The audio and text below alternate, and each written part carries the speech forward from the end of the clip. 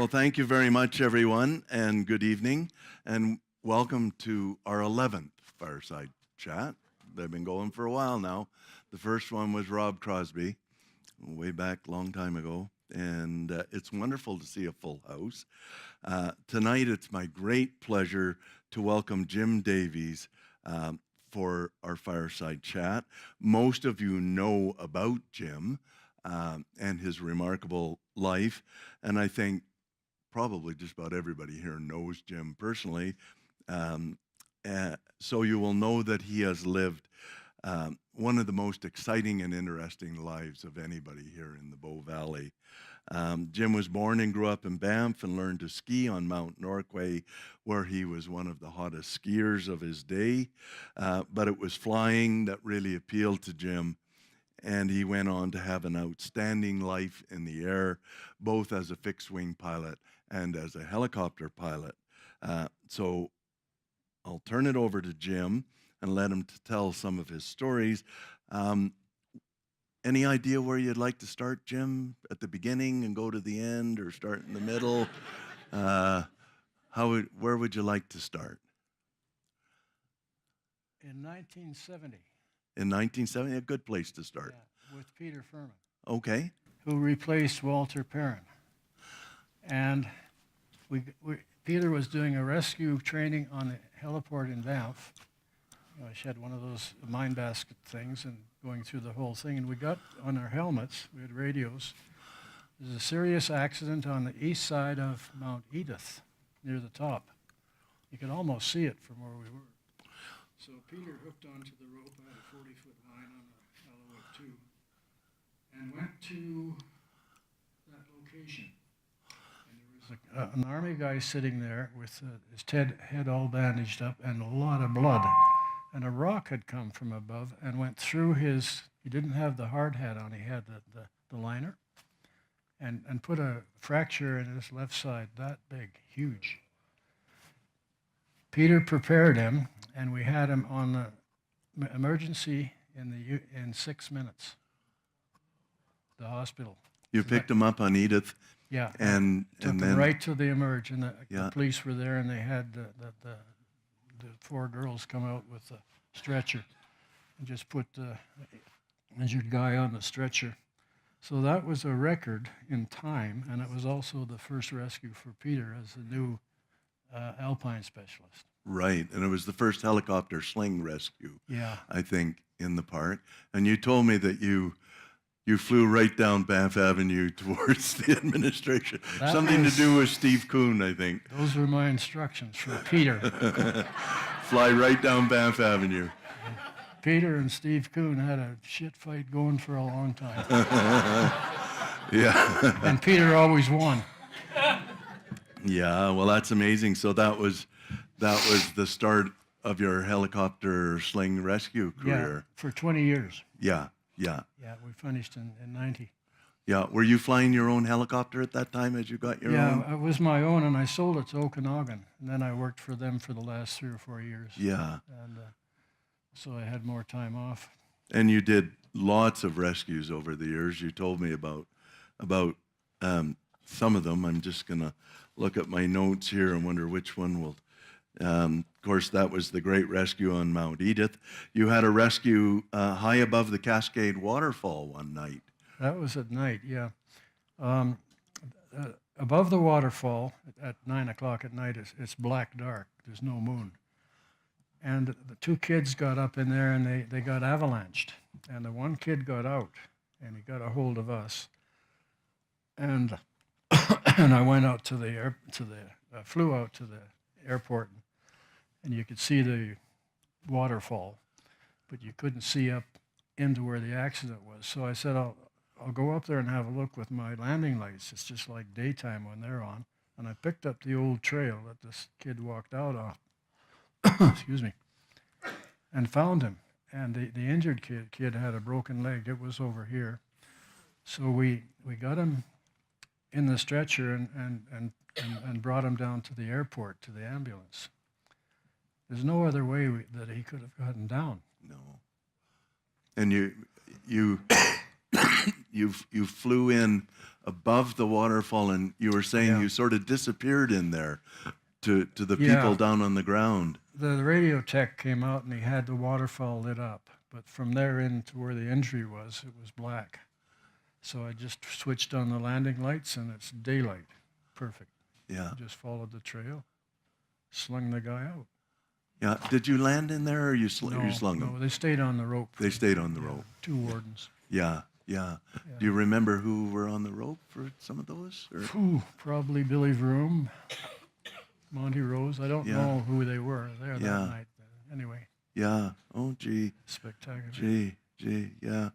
Yeah. You've had lots of rescues. I imagine hundreds of them. But you told me about another one where you were picking up the guy. You were flying the Shell helicopter. Oh, that one, yeah. Some Boy Scouts went up into Sea Level Cirque, which is on the side of Cascade. And there's a guy laying in the grass, which appeared to be dead. So they came back down and got us, and I took Peter Furman up in the stretcher, and the guy hadn't moved. So Peter gets him in the stretcher, and I'm flying an Okanagan machine that they leased, a Shell machine. And it's yellow with red lettering this big on the belly, SHELL. So this guy in the stretcher who was drugged, he comes to a little bit, and he sees HELL.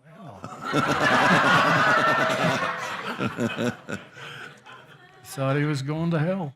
Yeah. Oh, gee. So he starts fighting in the stretcher to get out, and Peter had a hell of a time holding him in. We got him to the compound, and he went to the hospital. Yeah. Wow. Those are amazing stories, Jim. And now, of course, that's in my list of how this talk is supposed to progress. That's at the tail end. It's okay. It's okay. No, we're just winging this one, Jim. But of course, this was the last 20 years of your career, was flying mountain rescue. Yeah. So you had a long fixed wing career back in the late 50s and the early 60s, and then you had the helicopter ski era. And maybe you can tell us a bit about one of those. Where would you like to go on that? Well, I had a job with the Saskatchewan government flying a Norseman for the summer of 71? No, doesn't matter. Doesn't matter. Then I trained on helicopters with Bullock. And he was training a French guy, and that was the helicopter I was going to use that summer on a contract. The French guy had a girlfriend in a motel south of Calgary, and he ran into the motel and smashed his blades off. So he got fired, and I didn't have a job. So Lipinski hired me from Spartan. I went to work for Spartan in Canada Tungsten Mine, 180 miles north of Watson Lake. Terrific summer. And they were looking for more tungsten all around about there, and I just had to move the geologists around. So you were getting hours on your helicopter time. Yeah, that was 1962. Yeah. Yeah, and when that happened. Right. And yeah, so you flew fixed wing up until about 62, and then you started flying helicopter. And the first I know of you flying helicopter was was 63, I guess, when you flew Hans Moser into the Caribous. You were in there the previous year in your Piper Cub, your Super Cub, I think. Yeah, the first year in the Bugaboo was 1948, wasn't it? 65. 65, yeah. Yeah. And then 66, 67, 68, they built a new lodge. Yeah. The first lodge, Bugaboo. And I was flying in New Zealand, and I had to come back and fly for Hans, orders. So that went for 8 years. Yeah. The first, the Bugaboo Lodge, and the eighth year I took in 212. And Hans phones Eddie and says, that 212 is staying here, whether you like it or not. And it did. They could take 14 people, 6 minutes, That's a full group. Right. One And trip come up back there. and get another 14, and they go to another run. So you just go from one to the other. They get more skiing that way. Yeah. Hans Yeah. likes that. Yeah. Yeah. Yeah. Yeah. Well, they're paying by the foot, Yeah, the by the vertical foot, foot. yeah. So that's good. But that wasn't the way you started in the Bugaboos on a 212. You started on a Bell of some sort. A Bell G3B1 was a turbocharger and takes two people very slowly up to 6,000 feet. So it took forever to get 10 people up. Yeah. And then the next year I had an Alouette 2. You could take 3 and 4 people that way. And then it went to an Alouette 3. A pair of skis went through the rotor blades, so that ended that. Eddie brings in a 204 and went from a 204 to a 205 to a 212. And it's 212 now. Yeah. And it's just amazing how the technology just made it all work. Oh, for 10, really good. And, Yeah. of course, the lodges kept getting bigger, and the Bugaboo Lodge was stretched 3 times, so there's more people. Yeah. Yeah. Well, it was a lot of things coming together. It was Hans Moser, of course, and it was the technology. Yeah. It was the geography with the snow and the mountains, Yeah. but it was also you. He had somebody who could fly a helicopter in that difficult terrain with passengers. Well, I had some interesting trips. Let's say one. I had a guy named Leo Grillmeyer unloading the skis when you get to the top, and there's these bungee cords hanging out, and he's kind of fast, very efficient. The bungee cord gets hooked in his boot, and I took off, and he's hanging in the sky, right there. Yeah. Well, you hooked me in my strap on my ski boots. Yeah. We had those rubber straps, then not the lid like we have today. Yeah. And then before I gave him the thumb, I was unloading the skis. Okay, there you go. And then he doesn't look back anymore. Upside down, put by that strap, with my head hanging down, and then the last second the strap broke.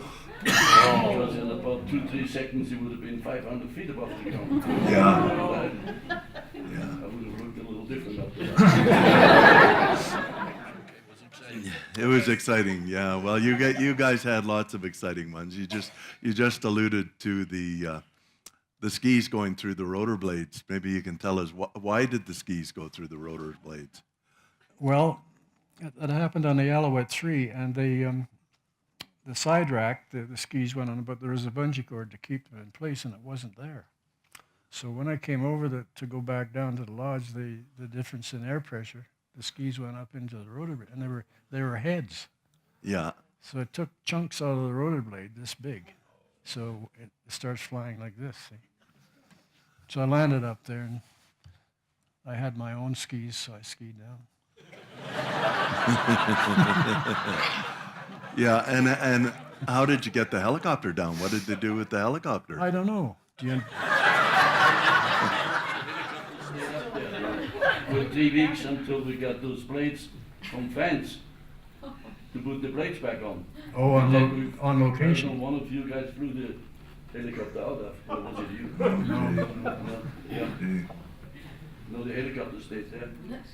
That's when Eddie brought But in the you- 204. You were guilty of that because you always said we don't need straps, anything to hold the skis down. Where the skis are gonna go? Then you found out where they go. Yeah. Well, that's partly right, yeah. Yeah.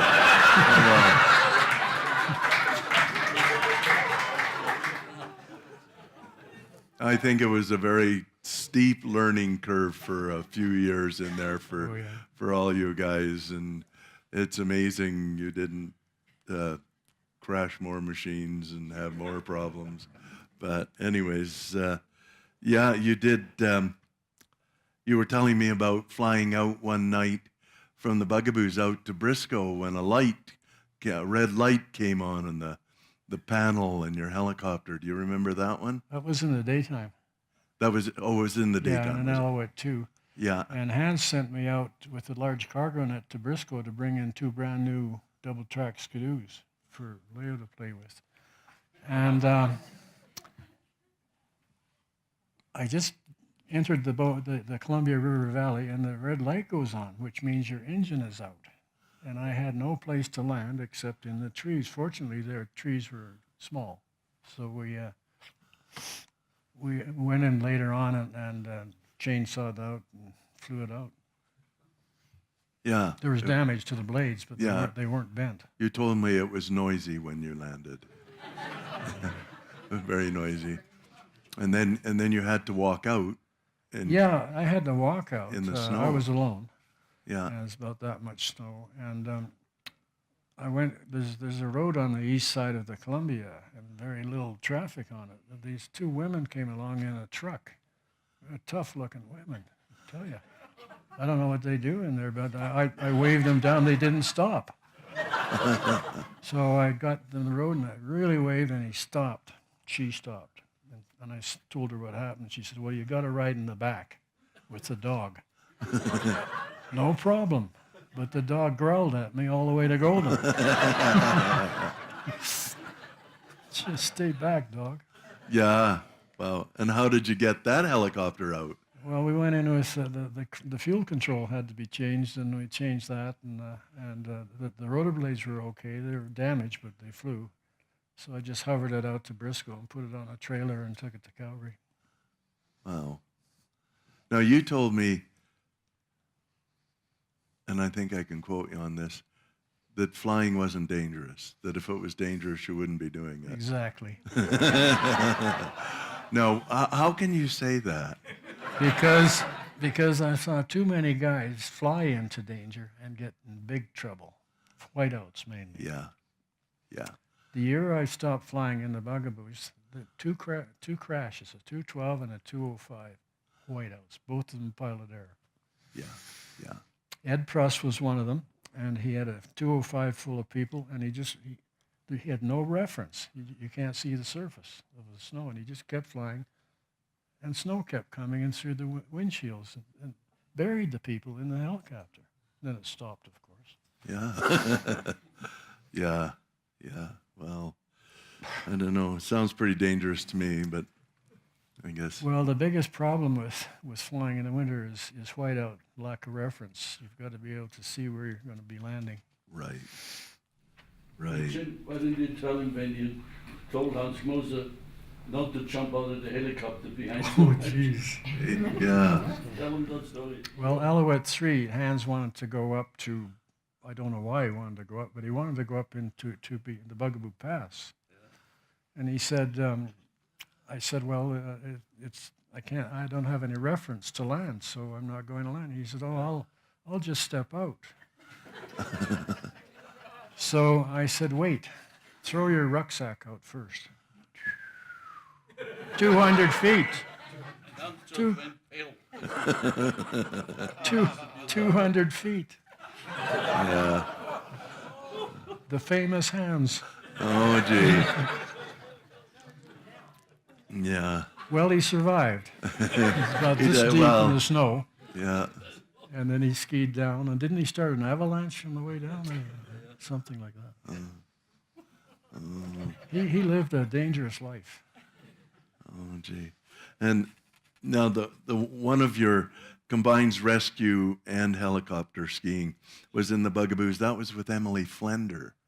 Do you remember that one when you picked? She got hurt. Yes. She got badly hurt skiing. Leo was the guide.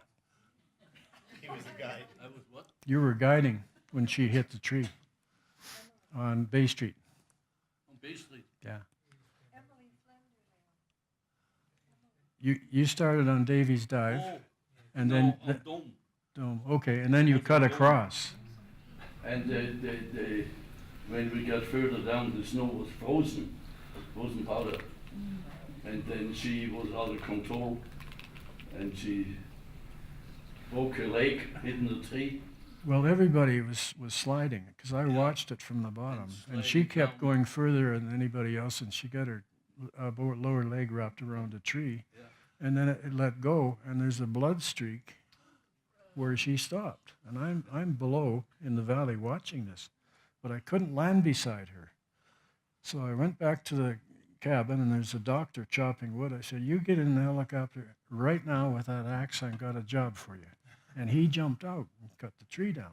Then we put Emily on the cargo rack and put her on the kitchen table. And she had a compound lower fracture in her leg. So I flew her to the general hospital then. And Then remember Smitty Gardner, the doctor? yeah, You radioed to him. He said, "I'm flying in with a badly injured person. Can I land at the hospital?" He said, "Well, just a second." So he phoned the RCMP, said, "Can he land at the hospital there?" He said, no, there's no way. He said, "It's too late, he just landed."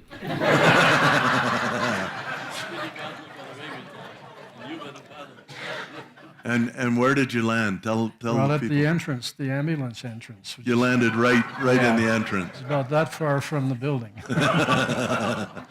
Oh, And then I got out of there. wow. Before they could give you a dangerous driving ticket. Oh, gee. Well, those were exciting days, but those were sort of the latter years of your career. Your early years were in a fixed wing. Yeah, and you love flying. Why did you get into flying? I was going to art school. I was 2 years in art school in Calgary, and I met Eddie Amon. And he said, "We're overhauling a helicopter. Come on out to and see what we're doing." So I went there, and next door to it was the Calgary Flying Club. He said, "Go and take a test ride or give you an introduction." So I took the half hour and signed up for the private license. Then I got the commercial license and then the helicopter license Right. later right, on. Right. But that was over a number of years. Yeah. Yeah, now you got your private license, and then pretty quickly after that, I think you were flying for hands when you only had 70 hours or so. You didn't have a commercial license yet, did you? It could have been, yeah. Yeah, It didn't, yeah. But didn't you bother were, hands. No, it didn't bother hands. No. Rules are for those who follow them. But no, you had a lot of exciting flying and fixed wing in the mountains too, like dropping food at Skokie and Stanley Mitchell Hat. Yeah. Can you tell us about Yeah, that I a did that little with bit? the Super Cub. Yeah. I went to Calgary to the Crown Depot, Crown Surplus store, and I bought 2 bomber racks for $1 each, and they were for Mosquito bombers. So we fastened one on the bottom of the Super Cub, and I could take 200-pound package on that, and 400-pound or 300 in the cabin. And the first pass, I would just pull the cable, and that would go in front of the Yoho hut, and then the next one, the guy in the back throwing it out. So we delivered a lot of food Yeah. for Ray Legase. No, that's at Skokie, for Ray at Yeah. Skokie. And he was, guys were packing food in. That's a lot of work. So at the end of the season, he said, "Come down to the lodge. My wife is the manager, Alfie. Post, Post and Hotel. I'll pay you for your flying." And so I went up to the room, and I said, "Well, here's $400 or $500." And he said, "Okay, can you just knock off $5 for a crock?" Jesus. Oh, gee. Ray Legase. Ray Legase. Yeah, another legendary character. Remember, we dropped once 360 eggs in front of the Stanley Mitchell hut. In one box, 360 eggs. And we dropped them, and they landed in the powdered snow, and they survived. None broken. No, there was one Yeah. egg broken. No. No, we want to get it on the film. I don't have anything to say. Oh.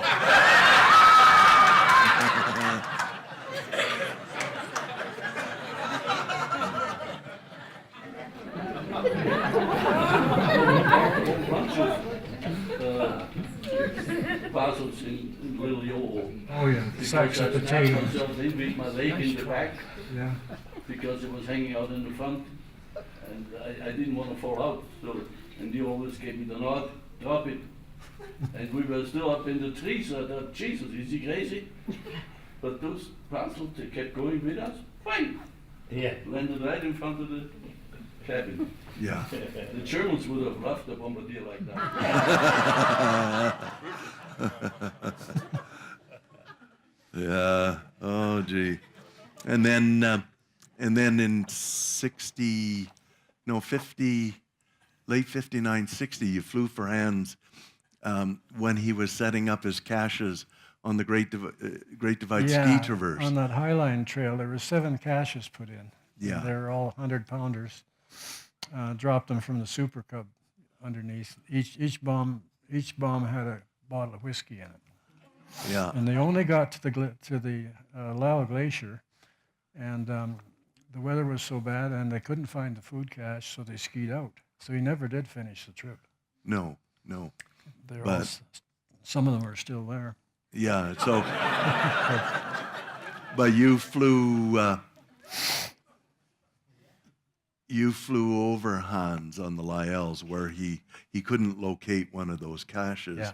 And he stamped out a message for you, didn't he? Yeah, they couldn't find the food cache, so I just did a trip over to see how they're doing, and they had a big F in the snow and 1, 2, 3, 4 for 4 days. So I had Ed Steele with me, I think, and we went down to the delicatessen with a gunny bag, and we just loaded everything in the shelf and dropped it. So they had 1,000 chocolate bars.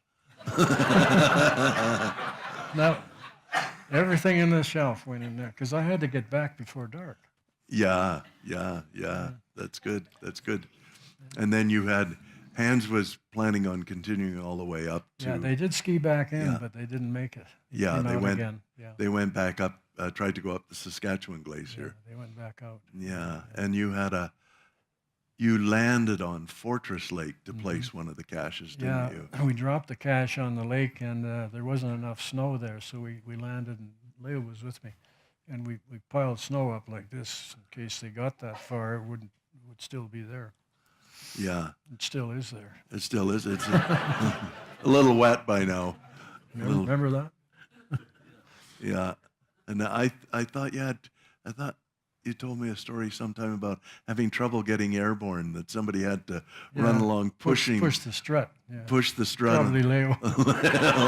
And then jump in. And then he'd be hanging onto the strut and climb in. Yeah. Oh, geez. And so you did a lot of flying in, was that in your Super Cub on the Bonnet Glacier and into Assiniboine as well? Well, we did a movie on the Bonnet with the 180. I eventually had a 180, and Hans was with me. We made a movie there, Yeah. and he always had a broken leg, Hans. So I'd take the camera up and get them skiers coming down, and he'd get the long lens from below. And I'm not kidding, it was broken. Yeah. But Jim, do you remember when you landed next to us on President Glacier?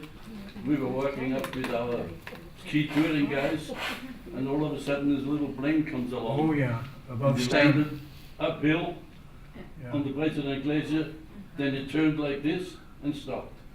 Okay, and we talked to him, then after that it turned down, and took off. Yeah, that was Right on the glacier, President Glacier. I remember Yeah. that. What did Parks think of all of this?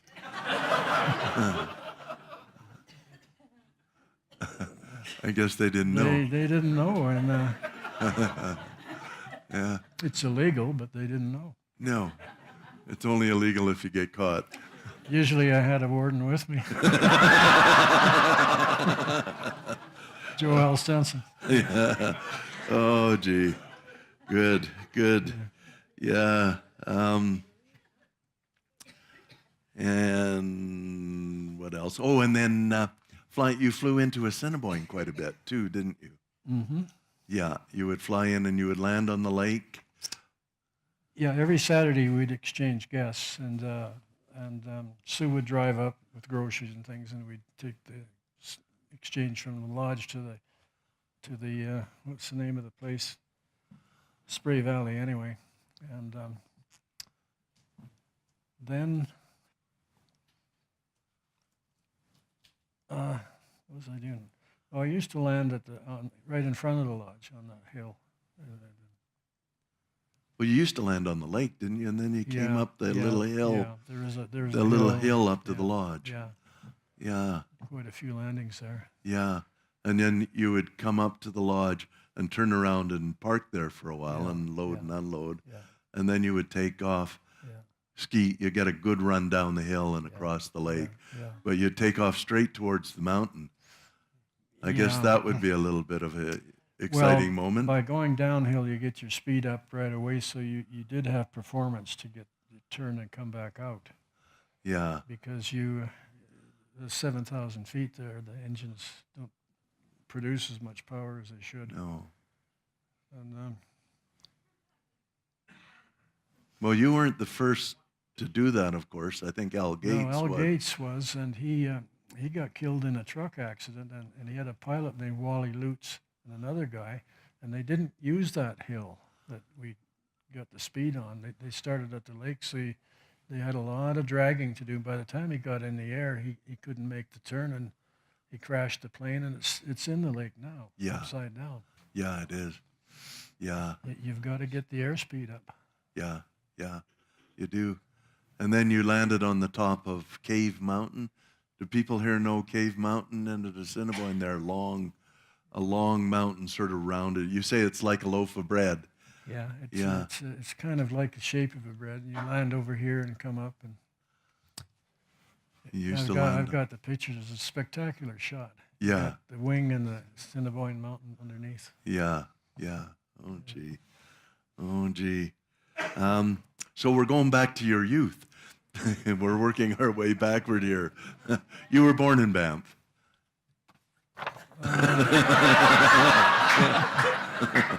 38. 1938. Yeah. Good, good. And you grew up here in town. Was your father was a warden? He was a warden. Yeah, yeah. And when I was born, he was a warden at the Saskatchewan Crossing with my uncle, who was also a warden, and they didn't plow the roads then. So they started to ski out, and it was so cold they only got to Hector Lake, overnighted, and I was born then. Well, he was on Hector Lake. Okay. So, Yeah. And you lived on Muskrat Street, I think? yeah, Muskrat, Yeah, Muskrat. 121. 121 Muskrat. And, My neighbor was Bud Brewster. okay. Yeah. They were, Was he good to you? Was he a nice oh guy? yeah, they, Did he give you candies and things like that? more than that. Yeah. we had interesting neighbors, a lot of fun. Yeah. Yeah. Do you remember some of the interesting old timers that hung around Banff in those days? Did you? Yeah, Ike Mills. Ike Mills? Did you know Ike pretty well? Yeah. Because he had horses, were always down there. Yeah. So this is in the 40s, I guess, Yeah. when you're a kid. Yeah. Yeah. That's Yeah. when Norquay was just one rope tow, and it cost you 2 bits to get up on the bus, and then you skied home. Yeah. Yeah. And You you didn't learned? plow the roads then, No. or didn't gravel them. Didn't gravel them. No. Yeah. And you learned to ski on Norquay, and you were Yeah. a pretty fair skier, I hear. Yeah, we had the Banff ski runners. We had a race every Sunday, and they'd give you one of these numbers, and first, second, and third. Yeah. Did you get quite a few firsts? 4, I think. Yeah. Good. And Cyril Paris was one of your coaches? Yeah, and Alice Nielsen and Fred Cascar. Oh, what's his name? Fred. All the seniors were up there helping Yeah. us, the ski runners. Yeah. The ski runners. Yeah. Yeah. Yeah. Yeah. And then, Excuse me. yeah. And then you headed off to Europe. Tell us a little bit about your European trip. Well, I got into grade 12.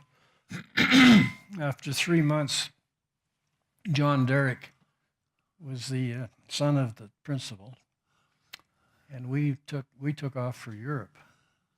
We didn't finish grade 12. Yeah. And we caught Queen Mary, I think it was. We ended up in Southampton and spent the winter in Wengen in Switzerland. Right. And then the Canadian dollar was pretty powerful. So for $1, you got 4 Swiss francs for 2 Swiss francs, bought breakfast. So we had a cheap winter. Yeah, yeah. And you skied quite a bit over there, I guess. Yeah, we bought a season ticket on that whole area. That they had lifts and gondolas and all that. Yeah, yeah. And Then I came back. yeah, My dad had a construction outfit, so I drove a cat for 2 summers on the Jasper Highway. But we had weekends off, and because it's a unions thing. So every Friday night, a bunch of us would go up to the Stanley Mitchell hut. Is it? No. Anyway, what was the hut name up there? Anyway, we overnight there and then ski on the glacier in the morning. oh, the Plain of Six Plain of Glacier. Six, yeah. Plain of Six. Irene yeah. Stanfield. Irene Stanfield, yeah. And then we'd sleep on the deck outside, and she'd slide the windows open and give us breakfast, $1.25. Coffee. So anyway, we skied a lot there. And when I got into helicopters, I had a call to go to the Victoria Glacier on the south, I think it'll be the south end where we used to ski. And so I went in there with the helicopter, and everyone's looking down in a crevasse. Paul Peter was there. I said, "What's going on?" He said, "A guy fell in the crevasse. We can only see his boots. He was quite far down, and we can't get anybody small enough to get a rope on him." I said to Paul Peter, you hook onto the rope, and we'll let you down as far as you can, and you hook onto his boot. And you bring that rope up and hook onto my helicopter hook." And no picture. Pulled the guy out. Wow. No picture. So that was your. And he was a don't priest. know. He was a priest. And he survived okay? No, he sure didn't. No. I mean, the wedges where you end Okay. up is like that. Yeah, yeah. Oh, gee. I guess you call that an interesting rescue. Yeah, yeah. And just to finish off on Switzerland there, you were saying that you raced in the Lauberhorn downhill. Yeah, Tony Saylor won the race. But Yeah, he was a famous skier. He won 4 gold medals in Yeah. the 56 Olympics, I everything, think. yeah. I came 8th. You came 8th. Yeah, that's pretty good. It's not bad. That's pretty good against guys like Tony Seiler. Yeah, Well, there were 60 entries. So. yeah. That's pretty good. And you told me something about you got a pair of Molitor ski boots or something. Did you Well, tell we me? lived in the Molitor ski boot factory in Oh, Wengen. that's right.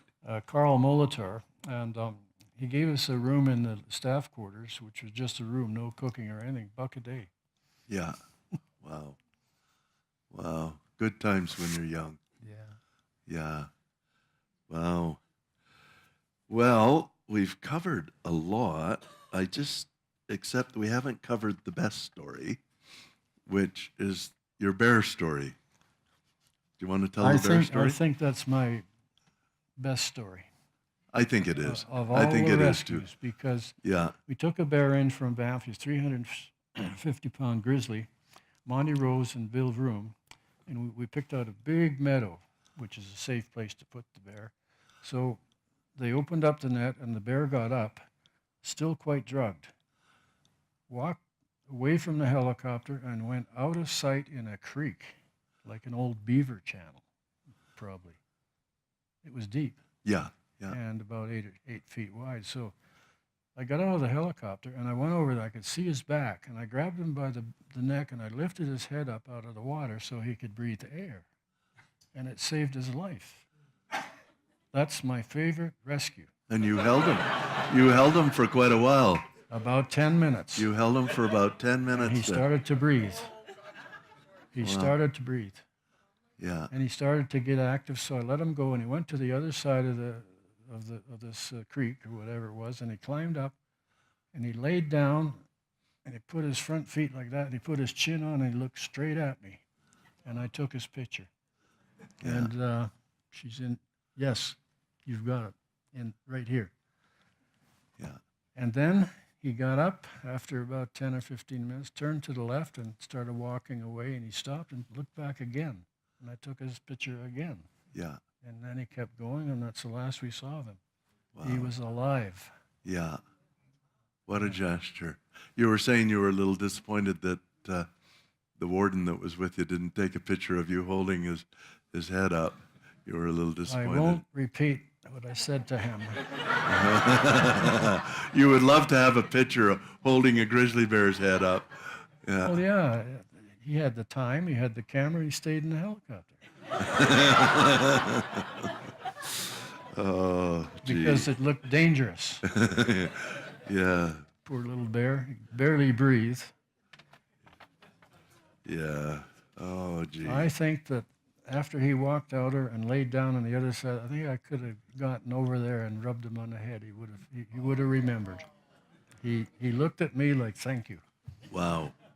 Yeah. Well, that's a lovely story. I think that covers most of the stories that we had talked about telling. Do you have any others you want to tell? You don't want talked about the Yace, the Oh, we missed the Yukon. We did. Yukon. Yeah. Good thinking. Yes. Now, Yace, that's the Yukon Alpine Centennial Expedition, 1967, when the Alpine Club went up to the Yukon. There it is. There it is. That's your medal. Yeah, Yeah. 1967. 1967, and Jim was the pilot up there. Well, there was two of us, Derek was- Kelly. We had two supercharged machines because it's high altitude stuff there. Yeah. And we had to put a camp on the other side of the Steele Glacier, which is about 3 miles wide and it's 22 miles long. And it originates on Mount Steele here and it pushes the glacier 2 feet a day, 22 miles long, and it's still pushing. Yeah. So I had to put a camp on the other side of the glacier. You certainly can't walk across it because the crevasses are 40 feet deep. And I put the first load in there, and then I came back and I got Derek and I said, you follow me and I'll show you where the campsite is. And I'll take a sling load and you take a couple of passengers in the sling load, and he's behind me. So I'm about a third of the way across, and I said to Derek, I don't have any oil pressure in my engine. Nothing. And then he said, well, I'm not surprised because the back of your engine's on fire. Which the turbocharger with the bearing in the middle gets very hot, and it blew open, and all the oil was pumped into it, and of course it caught fire until it was drained. And I'm still heading that way with about 3 minutes to go. And I said, well, I can't land. I can't even see where I'm supposed to be going, and my helicopter's on fire. What do I do? I said, I got no choice. I'll just have to keep going. And I made it. Got out, put the fire out, sent Derek back. He got the spare supercharger and the mechanic, and we fixed it all up and kept going. Took 10 quarts of oil. Wow. It was Wow. dry. Now, you don't go long without oil in an engine, but I only had about 3 minutes to go, so we did make it. Yeah. Wow. Another good story. You say it's not dangerous, though, so I'll just have to take your word for it. If it was dangerous, you wouldn't be doing it. Well, I had no choice. Yeah. Yeah. It was a very dangerous situation. Yeah. Because if the engine would have quit, I'd have been out of sight. Yeah. And you flew. That was a close call. Yeah. That's a very memorable situation. I Yeah. think about that a lot. Yeah. And the bear, Yeah. especially the bear. Yeah. And you flew some interesting people around in that Yukon trip? Yeah, Michener. Roland Michener wrote me a nice letter. I took him twice. Yeah. He just wanted to go through the mountains. Yeah. Wow. But on that Yukon trip, you flew Lord Hunt, didn't you? Yeah. The guy who led the Mount Everest expedition. Yeah. You flew him around. Yeah, Hans Moser was there. He was a guide. Peter Furman, Yeah. Willie Pfister. They were guiding for the Alpine Club, these guys. Right. And, I walked into Hans's tent one night, and he's laying there like this in pain. He had kidney stones. Oh, So I flew him out to Whitehorse, and he came back a week later. right. They fixed him up. Yeah. And then you made your famous landing on top of Mount Lucania. Yeah, I had Hans and Judy Cook on board, and I had to go somewhere to pick them up, and I came back really high just to give them a view, and on my left was Lucania with a flat spot. And I said to Hans, do you mind if I just shoot a landing? Oh, well, you know Hans, hell yeah. So we landed, I got out and took 2 pictures. And while that was happening, they had a rescue on Mount Logan with the Trans-North Turbo. They picked up 3 hikers that were in the ice cave for 3 days. And they used a big machine with a big tail rotor, with a big engine, and it was on news everywhere. So I gave this chief pilot a phone email. I said, congratulations on that rescue on Logan. You did a terrific job. And I said, well, I just landed on Lucania, 17,000 feet. Yeah. And he sent me back an email, thank you, that is a world record.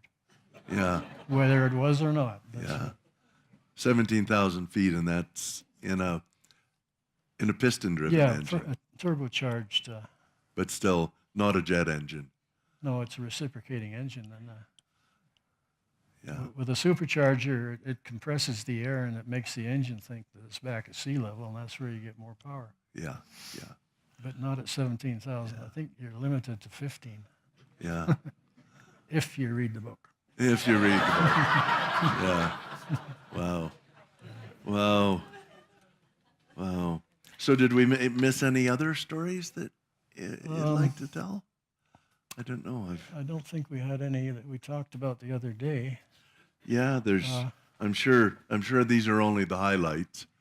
There's Kathy Calvert, who's here in the audience. She's writing a book about Jim, so she'll get the full story. Yeah. There's one here in 1971.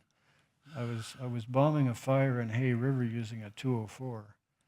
And there was another guy doing the same thing using a Hiller 12E. He was lifting about 800 pounds of water out of the Hay River, and I was lifting 3,000 pounds over here in the roads here, and I'm coming across with my water, and he's trying to get his bucket loaded, so I'm hovering.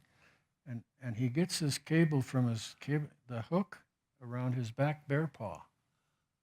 And when he comes out of the water, all the 800 pounds went on the back bear paw, and he disappeared right in front of me. Ooh. And I dumped my water, and I landed, and I thought maybe I'll go walk in and see if there's any life there, and up comes an arm.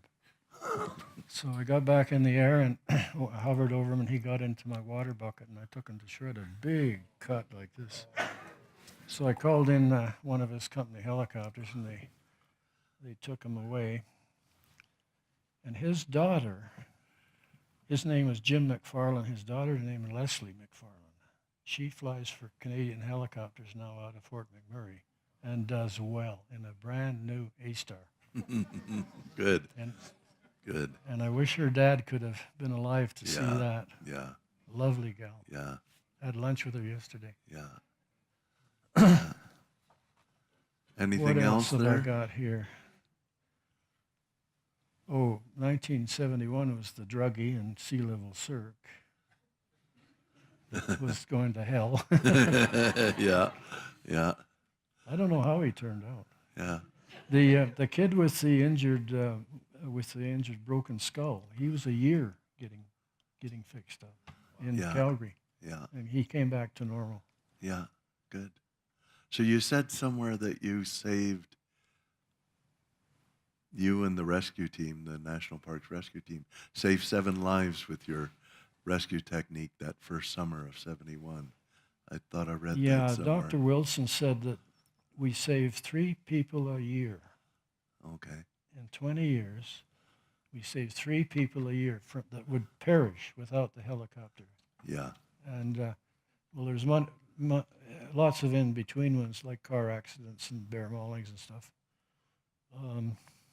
Yeah, the bear mauling. The one bear mauling where the wildlife guy was killed, the bear killed him. Mm-hmm. The parks wanted a camera, video of the bear getting in the trap and in the cargo net and delivered to a place where he's walks away, and the cameraman was there to take pictures of all this.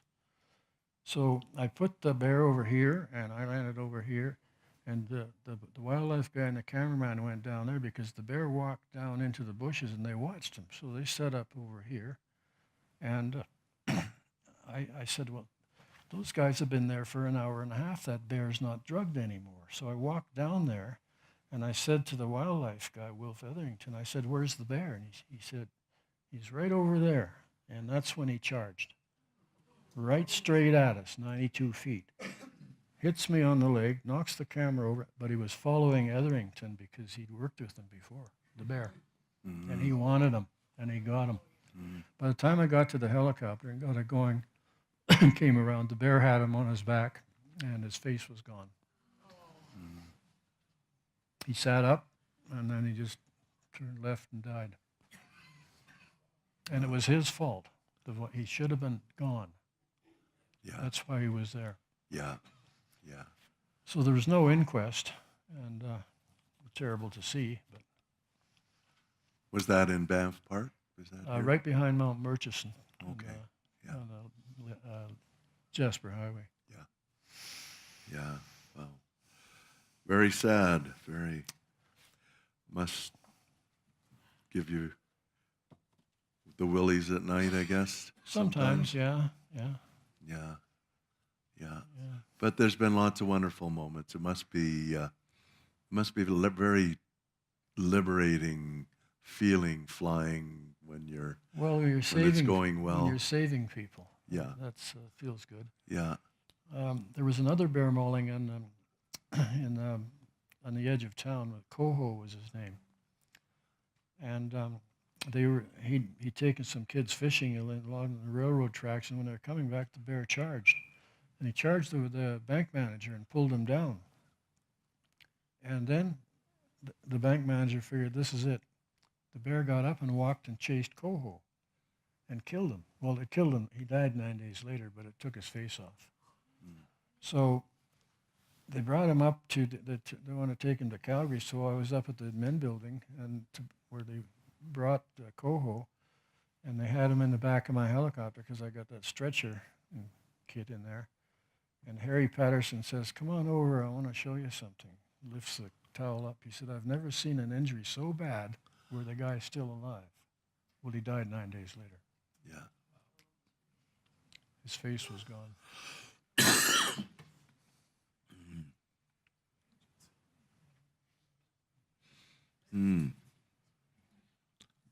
Well, don't know what to say to that. You've left me speechless, Jim. Yeah. Well, Do you ever miss flying? the reason that the bear killed Etherington was because they eventually had bear-proof bins all over the place, Lake Louise and here, so there was never any bear to fly out because they couldn't get in the garbage. That's why those new tanks worked really well that way. Yeah. Yeah.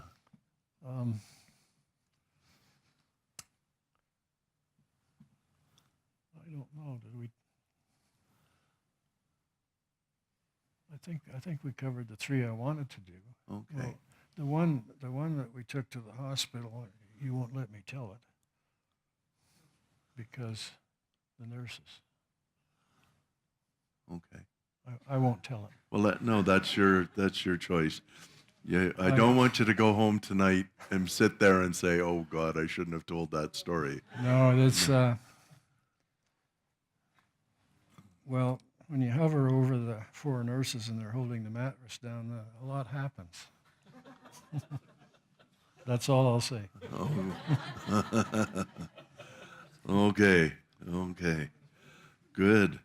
Well, I have no more questions. Do you have any more stories, Jim, or maybe somebody in the audience has some questions? Leo's got a few, but he won't tell them. Well, Leo's already been up here for an hour. Three of those pilots, we had the fourth pilot, Ed Puss, Yeah. you know him. Yeah. He always had a story. He said Canadian women are the best housekeepers in the world. Yeah. He said, I had 3 of them, they all kept the house.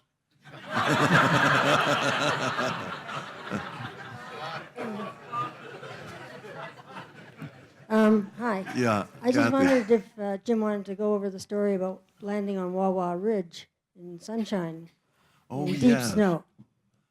Yeah, that landing You on could add Wawa Ridge. Deception Pass, too. Yeah, I started on Ptarmigan Lake and kept going up towards Deception Pass and turning out, and 3 or 4 times, and then finally I stopped right in the pass. No camera. Skokie's here, Ptarmigan Lake's here. Wow. Remember, Jim, when you supposed to pick me up on Mount Stephen with 2 of those mechanics that were supposed to service the antenna on top of Mount Stephen in Field, and they were drunk the night before, so they didn't appear until 10 in the morning, and we had to pick him up at 10 in the morning and then flew out there. They flew us to the top, or almost to the top. Then I walked up with them. They did their work, but then they didn't get finished in time, and it was getting dark. And you tried to come up and rescue them. And I called you on the radio and said, Jim, bugger off. I'm going to walk them down. No, it's getting dark. It's terrible. He said, no, they're going to pay for their sins now. And we walked all the way down the field, and man, did they ever pay for it. And then the people from Field came up with lanterns, tried to rescue us. Yeah. He said, no, I don't need you. We walked down. And I told you to get lost with the helicopter. Try to rescue us. I said, the hell with it. They're going to walk. That's Leo. That's Leo. Yeah. Wow. Jim, thank you. That's You're welcome. fabulous. You've lit them.